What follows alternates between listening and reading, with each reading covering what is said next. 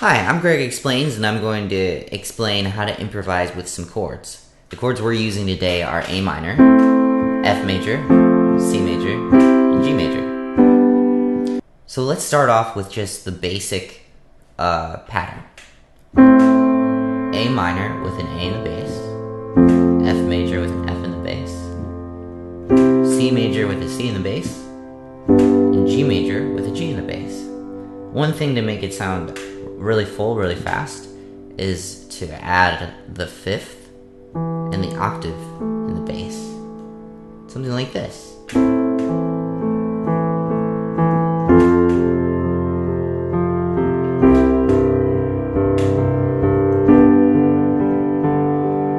One thing that you can also do is after the fifth and the octave, you can add the third, and you can have a full chord in the left hand.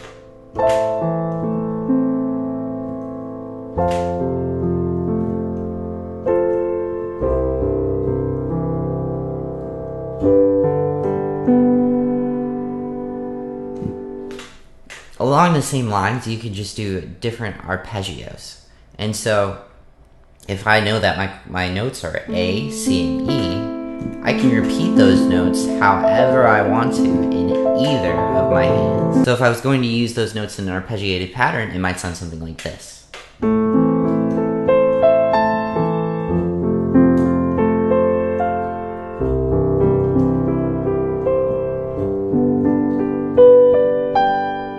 And so I'm just taking each of those notes and I'm playing them out into an arpeggio. The next thing that's an easy way to elaborate on how to play basic chords is after you've chosen an inversion or the order in which to play your notes, you can do an outside-inside pattern. Check this out. Outside, inside, outside, inside. And then switch to your next chord. Outside, inside, outside, inside, outside, inside, outside, inside, outside, inside, outside, inside. So no matter what inversion that you're playing in, it still sounds pretty good to do an outside-inside pattern. Check this out.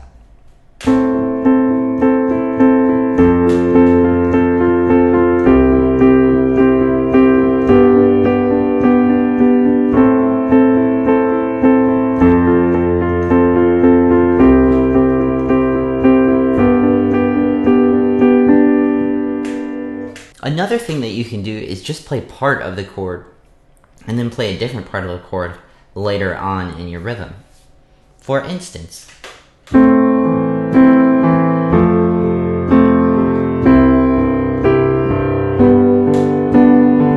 what I was doing is I'm keeping an arpeggiated bass, but then in the right hand I'm playing the bottom of the chord and then the top of the chord.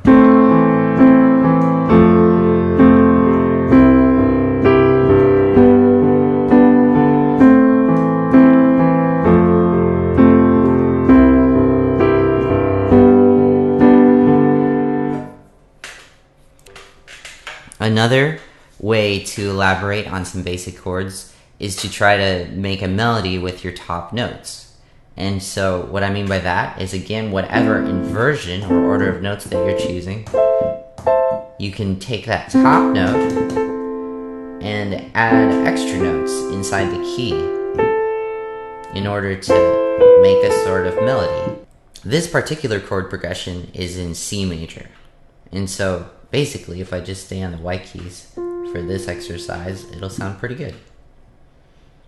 Check this out.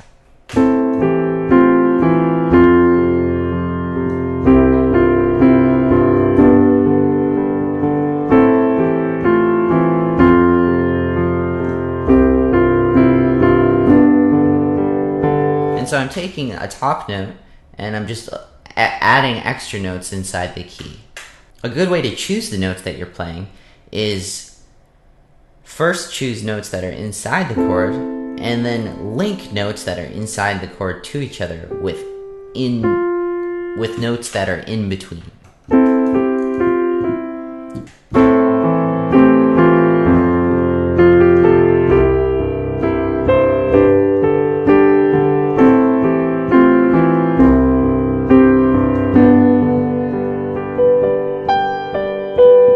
And so the last thing is adding ninths and sevenths to these basic chords. And so essentially, I can look at this A minor chord and I can figure out what a ninth is by just thinking what's a whole step above the root. So you can add ninths to all these chords and just add a little bit of color to the chords, like this.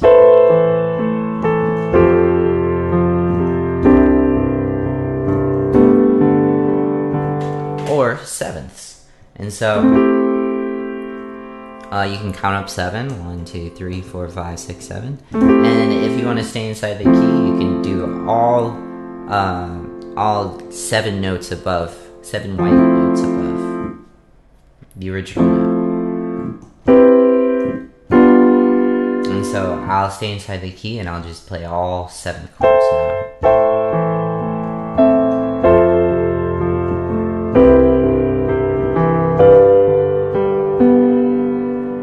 If we combine all those arps and fifths and outside and inside patterns and melodies together, we can get something like this.